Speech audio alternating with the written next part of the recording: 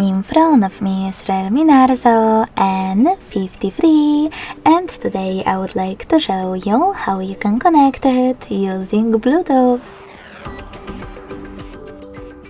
First of all, go into settings and tap on connected devices right away. Then tap on pair new device and wait for above ones to show up. When they do, click on the one that you wish to connect to.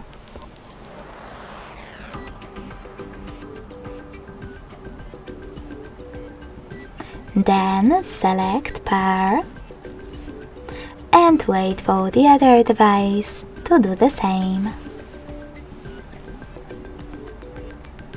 As you can see, my devices were successfully connected.